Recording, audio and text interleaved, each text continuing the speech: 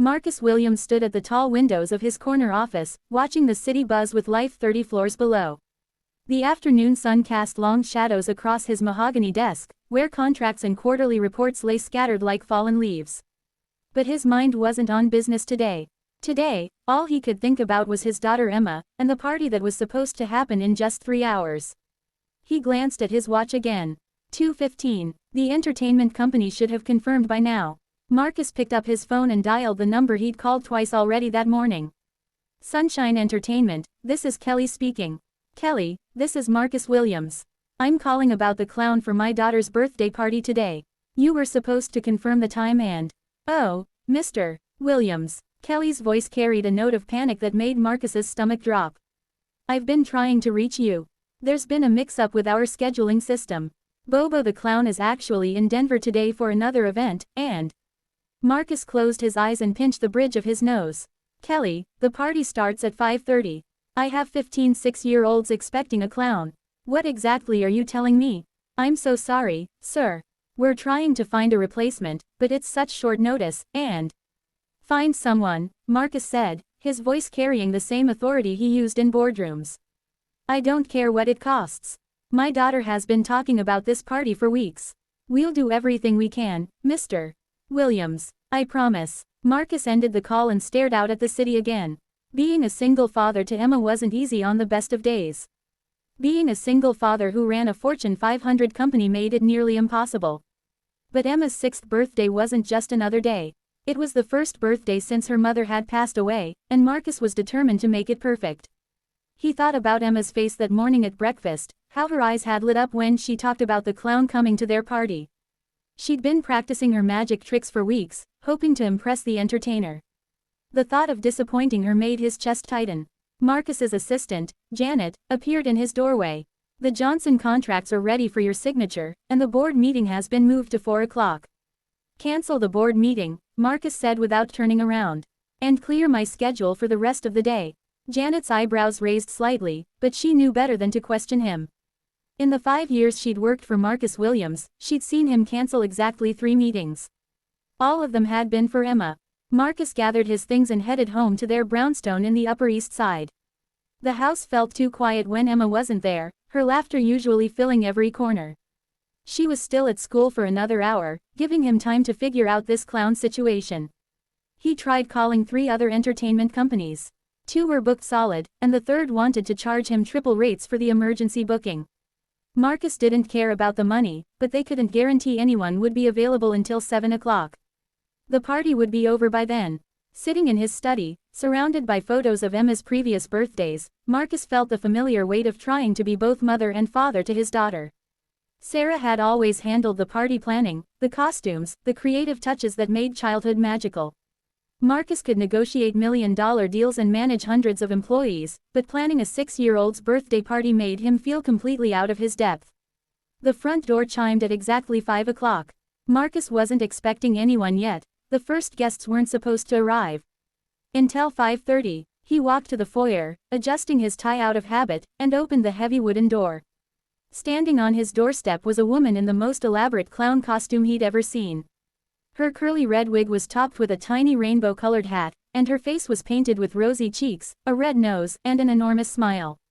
Her outfit was a riot of colors: blue polka-dotted sleeves, orange ruffles, yellow suspenders, and shoes so big they looked like small boats. Mr. Williams. Her voice was warm and slightly nervous. I'm from Sunshine Entertainment. I'm here for Emma's party. Marcus blinked, processing the sight before him. But Kelly said. There was some confusion with the scheduling, the clown interrupted gently.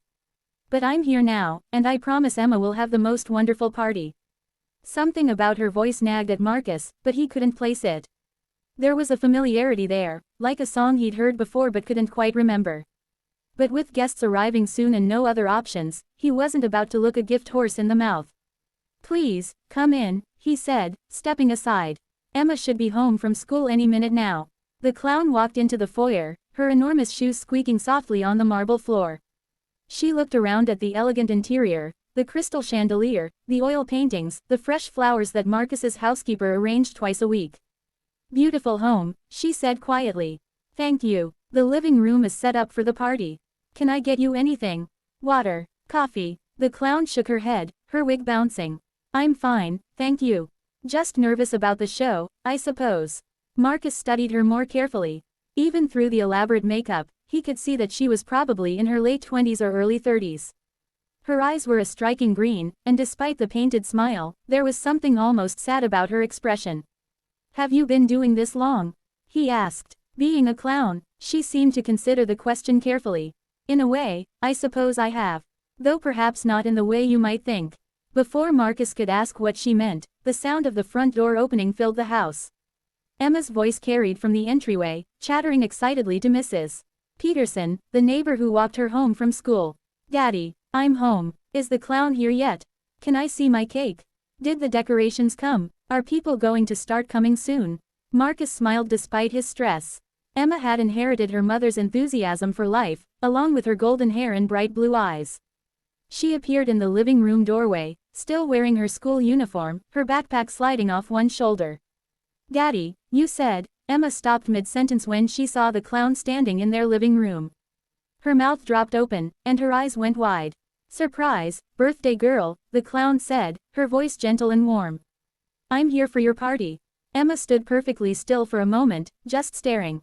Then, slowly, a smile spread across her face. Not just any smile, but the kind of radiant, full-face smile that made Marcus's heart skip every time he saw it. You're really here, Emma whispered. You're really here. The clown knelt down, bringing herself to Emma's eye level. I wouldn't miss your 6th birthday for anything in the world, sweetheart. Emma ran forward and threw her arms around the clown's neck, hugging her tightly. Marcus watched, surprised by the immediate connection between them. Usually Emma was shy around strangers, especially ones in costumes. What's your name? Emma asked, pulling back to look at the clown's painted face. The clown hesitated for just a moment. You can call me Rainbow. Rainbow, Emma repeated, as if testing how the name felt in her mouth. That's the most beautiful name I've ever heard. Marcus felt his phone buzz with a text message. The first guests would be arriving soon, and he still needed to check on the cake delivery and make sure the decorations were perfect. But watching Emma's face light up as she talked to Rainbow, he felt some of the tension leave his shoulders. Emma, why don't you go get changed into your party dress? Marcus suggested. The other kids will be here soon. Emma nodded enthusiastically and ran toward the stairs, pausing halfway up to wave at Rainbow. Don't go anywhere, okay? I'll be right here, Rainbow promised. When Emma disappeared upstairs, Marcus turned back to the clown. She had stood up and was looking at the family photos on the mantelpiece. There was something in her posture, a stillness that seemed at odds with the cheerful costume. Those are lovely photos, Rainbow said softly. Emma looks so much like her mother. Marcus felt his breath catch. You can see the resemblance. Rainbow turned to look at him, and for a moment, the painted smile seemed to waver. She has her mother's eyes. And her smile. Yes, Marcus said quietly. She does. There was something in Rainbow's voice when she mentioned Emma's mother, a weight, a sadness that seemed too deep for a stranger. Marcus found himself studying her more intently, trying to see past the makeup and costume. I'm sorry for your loss, Rainbow said. It must be difficult, raising her alone. Marcus's chest tightened. The entertainment company hadn't told them about Sarah. He'd mentioned Emma's age and the party details, but nothing about his wife. How did this clown know? I'm sorry, he said carefully. Have we met before? Rainbow's eyes widened slightly, and she turned back to the photos. No, I don't think so. I just assumed, since it's just you and Emma here today. Before Marcus could respond, the doorbell rang. The first guests had arrived, and within minutes, the house was filled with the sound of children's laughter and excited chatter. Marcus forced himself to focus on hosting duties, greeting parents, directing kids to the party room, making sure everyone had name tags. But throughout the next hour, he found his eyes drawn back to Rainbow. She was remarkable with the children, leading them in games and magic tricks that left them gasping with wonder and delight. She had an uncanny ability to connect with each child individually, remembering their names after hearing them just once and somehow knowing exactly what would make each one laugh. Emma was glowing, her face bright with happiness as she helped Rainbow with a magic trick that made silk scarves appear from thin air. Marcus hadn't seen his daughter this joyful since before Sarah's illness had begun. She's wonderful with the children, said Jennifer Martinez, the mother of Emma's classmate Sophie. Where did you find her? Entertainment company, Marcus replied absently, still watching Rainbow. Though I have to admit, she's better than I expected. As the party continued, Marcus noticed small details that didn't quite add up. Rainbow knew exactly where to find things in his kitchen when she needed water for a magic trick. She seemed to know which children had food allergies without being told. And when Emma mentioned her stuffed elephant, Mr. Peanuts, Rainbow's face lit up with recognition. "Oh, Mr. Peanuts," Rainbow exclaimed. "Does he still sleep on the right side of your bed?" Emma giggled and nodded, but Marcus felt his heart skip. He'd never mentioned Mr. Peanuts to any entertainment company. That was the kind of detail that only someone who really knew Emma would know. The cake ceremony went perfectly, with Rainbow leading the children in a rousing rendition of "Happy Birthday," while Emma beamed and made her wish. Marcus watched his daughter's face in the candlelight, remembering all the birthdays they'd celebrated as a family of 3. As the party began to wind down and parents started collecting their children, Marcus found himself alone in the kitchen with Rainbow. She was cleaning up supplies from her magic show, moving with an efficiency that suggested she'd been in this kitchen before. "Rainbow," Marcus said quietly. "Can I ask you something?" She looked up from the bag she was packing, and even through the makeup, he could see tension in her expression. "How did you know about Mr. Peanuts?" he asked. Rainbow's hands stilled on the magic wands she was putting away. For a long moment, she didn't respond. "And how did you know about Emma's mother?" Marcus continued, his voice gentle but insistent. "How did you know exactly how Emma likes her birthday song sung, or that she's allergic to strawberries, or that she always saves the biggest piece of cake for last?" Rainbow sat down heavily in one of the kitchen chairs, her enormous shoes squeaking against the floor. She looked down at her hands, which were shaking slightly. "I was hoping you wouldn't notice," she said softly. "Who are you?" Marcus asked, though somewhere deep in his heart, he was beginning to suspect. Rainbow reached up and slowly began to remove her red wig. Underneath was shoulder-length brown hair that Marcus recognized immediately. Then she began wiping away the face paint with a kitchen towel, revealing features that were achingly familiar. "Hello, Marcus," said Dr. Sarah Chen, Emma's pediatrician. The woman who had held Emma's hand during doctor visits since she was a baby.